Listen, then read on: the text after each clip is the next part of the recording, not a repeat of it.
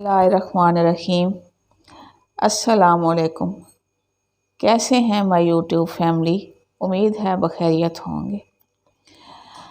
आज मैं आपके लिए एक बहुत ही नई और बहुत ही मज़ेदार रेसिपी लेकर हाजिर हुई हूँ। पकोड़े। पकोड़े किस घर में नहीं बनते। ख़ास तौर पे हमारे यहाँ बरे सग़ीर में जैसे ही आसमान पे बादल नज़र आएँ, घरों में ख़वातीन पकोड़ों की तैयारी करने लगती हैं। ये एक ऐसी चीज़ है जो झटपट बन भी जाती है और मज़ेदार भी होती है और हल्की फुल्की भूख मिटाने के काम भी आती है। पकोड़े वैसे तो हर घर में अपने अपने तरीके से बनाए जाते हैं। कुछ लोग नरम पकोड़े पसंद करते हैं, कुछ लोग क्रंची और खस्ता पकोड़े पसंद करते हैं। आज जो मैं आपको तरकीब बताने लगी हूँ, इस तरकीब से पकोड़े क्रंची और खस्ता और बहुत ही मज़ेदार बनेंगे। ये आप बारिश के मौके पे तो बना ही सकते हैं, बच्चों को लंच के तौर पे भी साथ बनाकर दे सकते हैं। तरकीब से पहले एक काम जो कि हर वीडियो में ज़रूर करना होता है, चैनल पर पहली दफ़ा आए हैं तो सब्सक्राइब कर लें, बेल आइकॉन पर क्लिक कर लें ताकि आपको रोज़ाना मेरी वीडियोस के नोटिफिकेशन मिलते रहें और आप छोटी छोटी मज़ेदार रेसिपीज़ और चीज़ों से फ़ायदा उठाते रहें।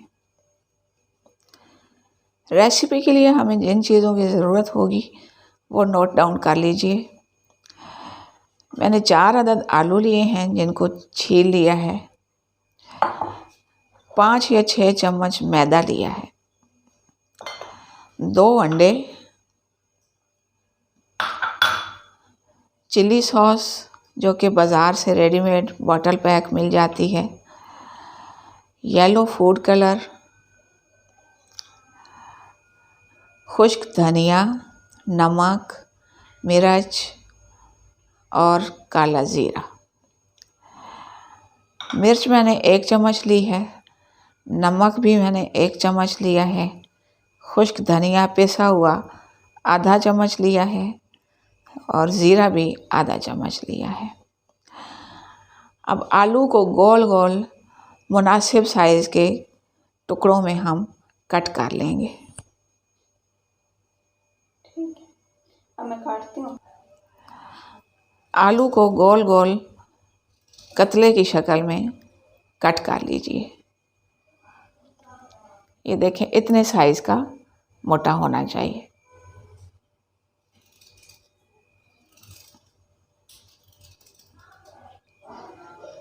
आलू कट चुके हैं। अब हम इनको ठंडे पानी में धोएंगे ताकि इनका स्टार्च निकल जाए। ये जो आलू के ऊपर सफ़ेदी सी इनका स्टार्च आ जाता है, इसकी वजह से भी पकोड़े या चिप्स जब हम बनाते हैं तो वो क्रंची नहीं हो पाते। इस स्टार्च को अच्छी तरह ठंडे पानी से मल मल के धो के निकाल लेना है। तो चलिए हम अब आलू धोते हैं। आलू में ठंडा पानी डाल के हम इनको अच्छी तरह मसल के 2-3 दफ़ा धो लेंगे। अब हम आलू में इंग्रेडिएंट्स मिक्स करना शुरू करेंगे। मैदा हमने लिया था 6 चम्मच, ज़ीरा हाफ़ टी स्पून, सुरख मिर्च 1 टीस्पून, खुश्क धनिया हाफ़ टी स्पून, नमक 1 टीस्पून, चिली सॉस 2 टीस्पून, 2 या 3, या आप अपनी पसंद के मुताबिक इसको कम या ज़्यादा भी कर सकते हैं। 2 अदद अंडे और मैदा हमने इसलिए डाला है कि पकोड़े हमारे क्रंची और खस्ता बने। आमतौर पर पकोड़े बेसन में बनाए जाते हैं। बेसन की जगह मैदा डालने का मकसद इनको क्रंची करना है। फूड कलर कोई सा भी आप अपनी पसंद से डाल सकते हैं। 2 या 3 कतरे या अपने पकौड़ों की मिकदार के मुताबिक इसको थोड़ा सा कम ज़्यादा भी किया जा सकता है। मैंने येलो कलर डाला है। आपको अगर येलो के अलावा कोई और कलर पसंद हो या बच्चों की मर्ज़ी से कोई उनकी पसंद का रंग डालना चाहें तो वो भी डाल सकते हैं। ये फूड कलर वही हैं जो कि चावल बनाने के लिए, मुतंजन बनाने के लिए इस्तेमाल किए जाते हैं। पाउडर शक्ल में भी आते हैं और बोतल शक्ल में भी आते हैं। अब इन सारी चीज़ों को मिक्स कर लेते हैं। मिक्स हाथ से करना ज़्यादा बेहतर रहता है। चम्मच से गुठलियाँ बन जाती हैं और टाइम भी ज़्यादा लगता है। जो काम हाथ से हो सकता है वो चम्मच से मुश्किल है। तो हाथ अपने अच्छी तरह धो लीजिए और हाथों की मदद से जिस तरह आटा गूंदा जाता है इस तरह मसल के सब चीज़ें मिक्स कीजिए। हमारे इंग्रेडिएंट्स मिक्स हो चुके हैं। आपने नोट किया होगा मैंने पानी ऐड नहीं किया। तो पानी इसलिए ऐड नहीं किया कि जो अंडे हमने मिक्स किए हैं उसी में मैदा और बाकी सारी चीज़ें मिक्स हो गई हैं। अगर आपको मैदा ज़्यादा डालना पसंद हो तो थोड़ा सा पानी ऐड किया जा सकता है। मैंने ऐड नहीं किया, मेरा अंडे का जो मिक्सचर था वही काफ़ी हो गया। अब मैं आपको एक पीस उठा के दिखा देती हूँ कि इतनी ही एक कोटिंग ज़रूर होनी चाहिए, तब आपके पकौड़े अच्छे बनेंगे।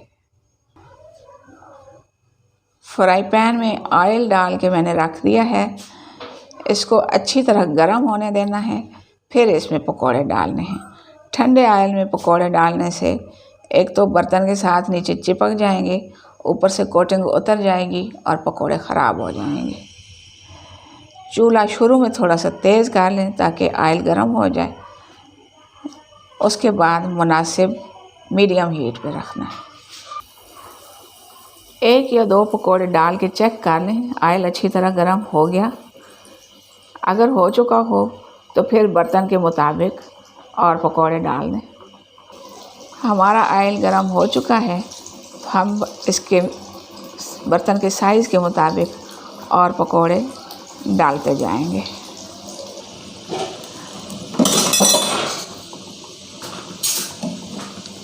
जब एक साइड से पक जाएं तो पकौड़े उल्टा दें। जल्दी जल्दी नहीं उल्टाना वरना इनकी कोटिंग उतर जाएगी। थोड़ी देर बाद जब एक साइड से कोटिंग पक्की हो जाए फिर इनकी साइड पलट देनी है। छलनी में पकौड़े निकाल लीजिए ताकि एक्स्ट्रा ऑयल बीच में से निकल जाए। एक डिश में नीचे टिश्यू बिछाइए और छलनी से पकौड़े डिश में ट्रांसफ़र कर दें। बच्चों को सर्व करते हुए आप उसी डिश में साइड पे थोड़ी सी केचप रख सकती हैं।